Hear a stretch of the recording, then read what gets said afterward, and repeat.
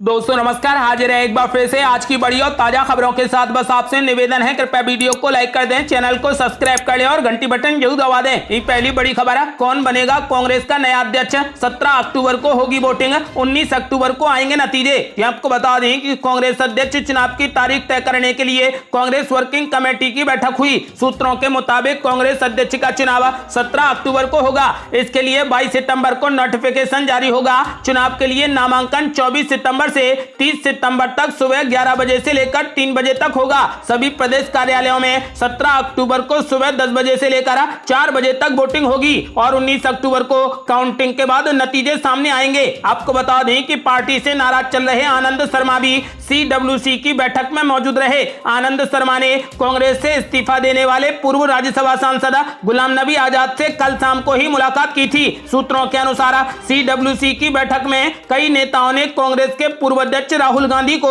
दोबारा पार्टी का अध्यक्ष बनने के लिए कहा है। आपको बता दें कि फिलहाल कांग्रेस पार्टी ने तय कर दिया है कि कब वोटिंग होगी। आपको बता दें कि फिलहाल कांग्रेस अध्यक्ष पद का चुनाव 17 अक्टूबर को होगा और 19 अक्टूबर को मतगणना होगी। कांग्रेस अध्यक्ष के पद पर आप किस नेता को देखना चाहते हैं? अपनी राय हमें वीडियो लाइक कर कमेंट बॉक्स में जरूर दें। अगली बड़ी खबर, कांग्रेस मीटिंग में आनंद शर्मा ने उठाया बड़ा सवाल। पृथ्वीराज चौहान बोले, कठपुतली बना प्रमुख तो नहीं बचेगी पार्टी। आपको बता दें कि कांग्रेस नेता आनंद शर्मा ने CWC मीटिंग में पार्टी अध्यक्ष पद के चुनाव के लिए मतदाता सूची तैयार करने पर सवाल उठाया है। उन्होंने पूछा कि पार्टी के संविधान के तहत उचित प्रक्रिया का पालन किया गया या नहीं। सूत्रों ने यह जानकारी दी। सूत्रों के मुताबिक पार्टी के केंद्रीय चुनाव प्राधिकरण के अध्यक्ष मधुसूदन मिस्त्री द्वारा कांग्रेस अध्यक्ष के चुनाव कार्यक्रम को सूचीबद्ध करने से पहले कांग्रेस कार्य समिति की मीटिंग में आनंद शर्मा ने सवाल उठाए। उन्होंने दावा किया कि उन्हें शिकायतें मिली हैं कि मतदाता सूची को अंतिम रूप देने के लिए ना तो कोई वर्चुअल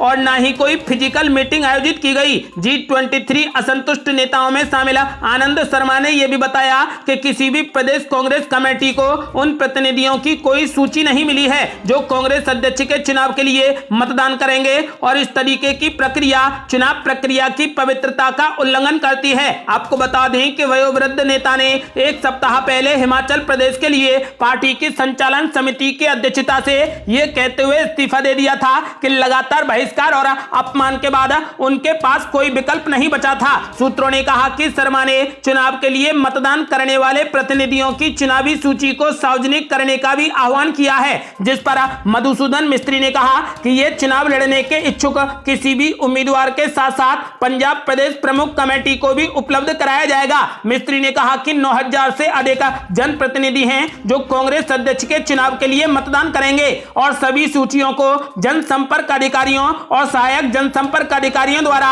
सत्यापित और हस्ताक्षरित किया गया है। CWC की बैठक शुक्रवार को पार्टी के दिग्गज नेता रहे गुलाम नबी आजाद के तीखे पत्र से हुई उथल पुथल के बीच हुई। पत्र में पूर्व कांग्रेस अध्यक्ष राहुल गांधी को आड़े हाथों लिया गया था।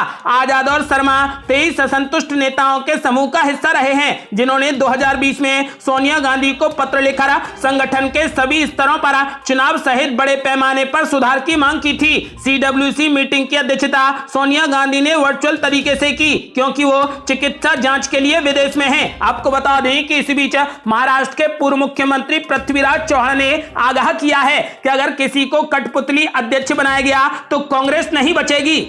और बड़ी खबर, जम्मू कश्मीर में कांग्रेस छोड़ने वाले सभी नेता गुलाम नबी आजाद के संपर्क में नई पार्टी के गठन में सब आएंगे साथ। आपको बता दें कि सीनियर नेता गुलाम नबी आजाद के कांग्रेस से नाता तोड़ने से पार्टी को सबसे बड़ा झटका लगा है। कांग्रेस की जम्मू कश्मीर इकाई के कई प्रमुख नेताओं ने गुलाम नबी आजाद के समर्थन में पार्टी की प्राथमिक सदस्यता से इस्तीफा दे दिया है। एक तरफ जहां पर कुछ सीनियर नेता गुलाम नबी आजाद के फैसले की आलोचना कर रहे हैं, जिनका कहना है कि उन्होंने कई राज्यों के चुनाव और 2024 लोकसभा चुनाव से पहले कांग्रेस छोड़कर गलत फैसला लिया है, वहीं दूसरी ओर कई लोगों ने उनके फैसले का समर्थन भी किया है। जम्मू कश्मीर के पूर्व कांग्रेस नेता GM सरूरी ने रविवार को दावा किया कि केंद्र शासित प्रदेश के कई सीनियर नेता गुलाम नबी आजाद के संपर्क में हैं, जिनमें पूर्व विधायक और दूसरी पार्टियों के नेता भी शामिल हैं। बातचीत जारी है, कई लोगों ने अपना इस्तीफा सौंप दिया है और कुछ लोग प्रक्रिया में हैं। शुक्रवार को कांग्रेस छोड़ने वालों में पूर्व विधायक RS शिव, जुगल किशोर शर्मा,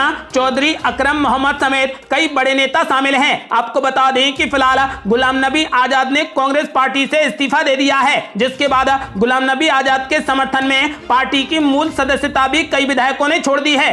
और बड़ी खबर, गुलाम नबी आजाद के इस्तीफे के बाद कश्मीर में चुनाव की आहट, अमित शाह के साथ बीजेपी कोर ग्रुप की बैठक। आपको बता दें कि जम्मू कश्मीर की राजनीति में चुनावी आहट सुनाई देने लगी है। कांग्रेस से उसके वरिष्ठ नेता गुलाम नबी आजाद का जाना और उसी समय भाजपा के राज्य कोर ग्रुप का गृह मंत्री अमित शाह के साथ बैठक इसके संकेत हैं। हालांकि विधानसभा चुनाव होने में अभी समय है, लेकिन भावी सत्ता के लिए समीकरणों की तैयारी आकार लेती दिख रही है। जम्मू कश्मीर को विशेष दर्जे वाले अनुच्छेद 370 की समाप्ति और राज्य में विभाजन के बाद लद्दाख और जम्मू कश्मीर दो अलग केंद्र शासित प्रदेश बनने से जम्मू की सियासत काफी बदल गई है। संयुक्त जम्मू कश्मीर में वैचारिक दुर्विरोधी पीडीपी के साथ मिलकर सत्ता का स्वाद चख चुकी भाजपा यहां पर एक बार फिर से नए स्वरूप वाले जम्मू कश्मीर में सत्ता हासिल करने की कोशिश में है। सूत्रों के अनुसार विधानसभा के चुनाव अगले साल के आखिर में या फिर लोकसभा के साथ हो सकते हैं। तब तक नए परिसीमन के साथ मतदाता सूचियों समेत तमाम चुनावी प्रक्रिया में भी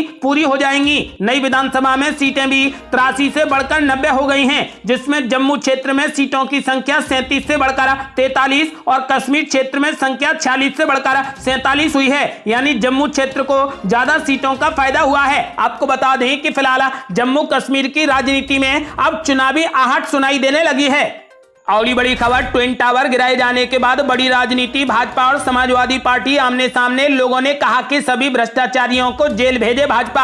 आपको बता दें कि नोएडा में भ्रष्टाचार के जीते जागते सबसे बड़े उदाहरण में से एक ट्विन टावर के जमींदोज होने पर सियासी बयानबाजी शुरू हो गई है। भाजपा ने ट्विन टावर में भ्रष्टाचार को समाजवादी पार्टी का जीवंत प्रमाण बताया है। उत्तर प्रदेश सरकार के दोनों उप मुख्यमंत्रियों केशव प्रसाद मौर्य और ब्रजेश पाठक ने बाकायदा गिराए जाने वाले ट्विन टावर के भ्रष्टाचार में समाजवादी पार्टी को न सिर्फ घेरा है, बल्कि भाजपा के सुशासन की तारीफ भी की है। हालांकि समाजवादी पार्टी ने दोनों उप मुख्यमंत्रियों के इस ट्वीट को बेमतलब का ट्वीट करार देते हुए भारतीय जनता पार्टी पर ही निशाना साधा है। नोएडा में गिराए जाने वाले सुपरटेक के ट्विन टावर पर उत्तर प्रदेश के उप मुख्यमंत्री ब्रजेश पाठक ने सुबह 6:30 बजे ही ट्वीट कर दिया था। समाजवादी पार्टी पर हमला बोला था। ब्रजेश पाठक लिखते हैं कि नोएडा का super twin tower Samajwadi party के भ्रष्टाचार और अराजकता की नीति का जीता जागता उदाहरण है। आपको बता दें कि केशव प्रसाद मौर्य ने कहा कि समाजवादी पार्टी के शासनकाल में भ्रष्टाचार और अराजकता की नीति का सबसे बड़ा जीवंत प्रमाण और क्या हो सकता है। वो कहते हैं कि मुख्यमंत्री योगी आदित्यनाथ के नेतृत्व में भारतीय जनता पार्टी की सरकार ने समाजवादी पार्टी के भ्रष्टाचार की इमारत ढा दी है। आपको बता दें कि लोगों का यह भी कहना है कि भारतीय जनता पार्टी अगर इस पूरे मामले का क्रेडिट लेना चाहती है तो उन सभी जिम्मेदार अधिकारियों और कर्मचारियों को जेल के भीतर डालना होगा जिन लोगों ने इस अवैध इमारत को बनाने में मदद की थी।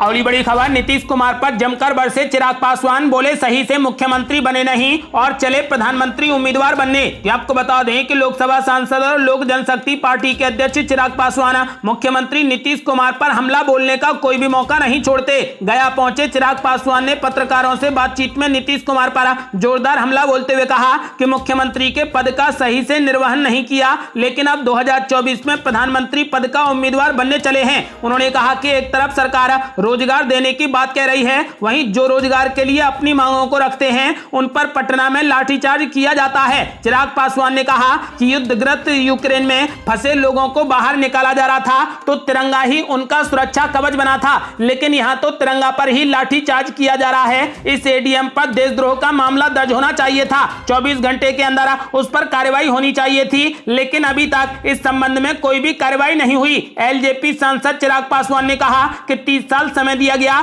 लेकिन बीते 30 वर्षों में बिहार को बर्बादी की कगार पर लाकर खड़ा कर दिया गया और अब मुख्यमंत्री की नजर 2024 पर है। नीतीश कुमार को शर्म नहीं आती है कि बिहार के मुख्यमंत्री सही से बन नहीं पाए और अब देश के प्रधानमंत्री बनने चले हैं। और ये बड़ी खबर, नीतीश कुमार ने सुशील मोदी पर बोला बड़ा हमला, कहा हमारी सरकार गिरवा दें ताकि उनसे केंद्र सरकार खुश हो जाए। ये आपको बता दें कि बिहार में जेडीयू द्वारा बीजेपी से नाता तोड़ने के बाद मुख्यमंत्री नीतीश कुमार और राज्यसभा सांसद सुशील मोदी आए दिन एक दूसरे के खिलाफ बयान दे रहे हैं। मुख्यमंत्री नीतीश कुमार ने बीजेपी नेता सुशील मोदी के उस बात का जवाब दिया जिसमें उन्होंने नीतीश कुमार पर सरकार गिराने की भविष्यवाणी की थी। मुख्यमंत्री नीतीश कुमार ने कहा कि अब बेचारे कुछ बोल रहे हैं तो उन्हें रोज रोज बोलना चाहिए, क्योंकि केंद्र सरकार को भी तो खुश करना है। जब जेडीयू की बीजेपी के साथ मिलकर सरकार बनी तो उन्हें कोई पद नहीं दिया गया, इसलिए उन्हें तकलीफ थी। मुख्यमंत्री नीतीश कुमार ने कहा कि सुशील जी अगर कह रहे हैं तो उन्हें कहिए कि सरकार गिरवा दें ताकि उन्हें कोई जगह मिल जाए। उन्हें कहिए कि वे रोज बोलें ताकि केंद्र सरकार उनसे खुश हो जाए। दरअसल हाल ही में बिहार के पूर्व मुख्यमंत्री सुशील मोदी ने कहा था कि अवध चौधरी के बिहार विधानसभा का स्पीकर बनने के बाद जेडीयू की उल्टी गिनती शुरू हो गई है। आगे राज्यसभा सांसद सुशील मोदी का कहना है कि लालू प्रसाद यादव अब जब चाहें तब उप मुख्यमंत्री तेजस्वी यादव को मुख्यमंत्री बना सकते हैं। और ये बड़ी खबर, सुशील मोदी ने मुख्यमंत्री नीतीश कुमार पर बोला बड़ा हमला, बोले आपराधिक चरित्र वाले मंत्रियों से कैसे आएगा सुशासन। ये आपको बता दें कि बीजेपी के राज्यसभा सांसद सुशील मोदी ने महागठबंधन सरकार में दागी चरित्र और आपराधिक रिकॉर्ड वाले मंत्रियों को लेकर मुख्यमंत्री नीतीश कुमार पर जमकर हमला बोला। उन्होंने मंत्री सुरेंद्र यादव का हवाला देते हुए मुख्यमंत्री नीतीश कुमार से पूछा कि क्या हो गया है आपको, मुख्यमंत्री जी कहां गई आपकी सुशासन की यूएसपी। जिन आपराधिक छवि वाले लोग आपको सुहाते नहीं थे, अब वही लोग आपके मंत्रिमंडल की शोभा बढ़ा रहे हैं। सुशील मोदी ने कहा कि सुरेंद्र यादव पर पॉक्सो एक्ट 13 के तहत और इसके अलावा कई गंभीर आरोप हैं। उन पर वर्ष 2018 में नाबालिग लड़की से रेप का भी आरोप है। इस मामले में चार्ज फ्रेम हो चुका है और ट्रायल शुरू है। वहीं अतुल अपहरण कांड का भी सुरेंद्र यादव पर आरोप है। सुशील मोदी ने यह भी कहा कि सुरेंद्र यादव का संबंध प्रेम प्रकाश से भी है। प्रेम प्रकाश वो शख्स है पिछले दिनों जिनके रांची आवास पर छापेमारी के दौरान प्रवर्तन निदेशालय यानी ईडी ने हाल ही में AK-47 राइफल बरामद किया था। आपको बता दें कि आखिर में सुशील मोदी ने मुख्यमंत्री नीतीश कुमार से पूछा कि आप ऐसे लोगों को अपने मंत्रिमंडल में शामिल कर बिहार में सुशासन कैसे स्थापित करेंगे। आपको बता दें कि उन्होंने कहा कि अपने मंत्रिमंडल से ऐसे लोगों को तत्काल बर्खास्त कर दें। और ये बड़ी खबर, बीएमसी यानी महानगर पालिका चुनाव की सरगर्मियां हो गई तेज। 5 सितंबर को मुंबई आएंगे गृह मंत्री अमित शाह। ये आपको बता दें कि महाराष्ट्र में शिंदे और फडणवीस सरकार बनने के बाद पहली बार देश के गृह मंत्री अमित शाह मुंबई आ रहे हैं। अमित शाह का 5 सितंबर को मुंबई पहुंचने का कार्यक्रम है। वे मुंबई आकर लालबाग के राजा का दर्शन करेंगे। इसके बाद 15 और 16 सितंबर को बीजेपी के राष्ट्रीय अध्यक्ष JP नड्डा का महाराष्ट्र दौरा है। आपको बता दें कि फिलहाल महानगर पालिका चुनाव की सरगर्मियां अब हो गई हैं, जिसको लेकर 5 सितंबर को गृह मंत्री अमित शाह मुंबई पहुंचेंगे। और ये बड़ी खबर, पूर्वांचल की 7 पार्टियों ने मिलकर बनाया भारतीय लोकतांत्रिक गठबंधन, परिवारवादी पार्टियों को उखाड़ने का लिया संकल्प। ये आपको बता दें कि पूर्वांचल की राष्ट्रीय समता पार्टी सहित 7 पार्टियों ने मिलकर भारतीय लोकतांत्रिक गठबंधन बनाया है। रविवार को वाराणसी के शिवपुर लक्ष्मी वाटिका में इन पार्टियों की बड़ी बैठक हुई। इन पार्टियों में राष्ट्रीय समता पार्टी, बहादुर आम आदमी पार्टी, भारत माता पार्टी, भामा साहब भारतीय जन पार्टी, भारतीय कार्यरत पार्टी, छत्रपति शिवजी गरीब पार्टी और सुहेलदेव पार्टी शामिल है। हाल ही में शशि प्रताप सिंह ने सुहेलदेव भारतीय समाज पार्टी यानी सुभाषपा छोड़कर समता पार्टी का गठन किया है। इस मौके पर राष्ट्रीय संयोजक शशि प्रताप सिंह ने बताया कि परिवारवादी पार्टियों द्वारा मोर्चा बनाकर जनता को गुमराह कर जिन पार्टियों के हिस्से को लूटा गया है उनको बेनकाब करने के लिए आज भारतीय लोकतंत्र गठबंधन बना है। आपको बता दें कि फिलहाल एक तीसरा मोर्चा बना दिया गया है। ये थी अब तक की बेहद बड़ी खबरें। यदि आप भी चाहते हैं कि राहुल गांधी को फिर से अध्यक्ष बनाया जाए तो इस वीडियो को लाइक कर अपनी राय हमें कमेंट बॉक्स में जरूर दें। यदि आपने अभी तक हमारे चैनल को सब्सक्राइब नहीं किया है तो कृपया चैनल को सब्सक्राइब कर घंटी बटन जरूर दबा दें। जल्दी मिलते हैं बड़ी अपडेट के साथ, तब तक के लिए जय हिंद जय भारत।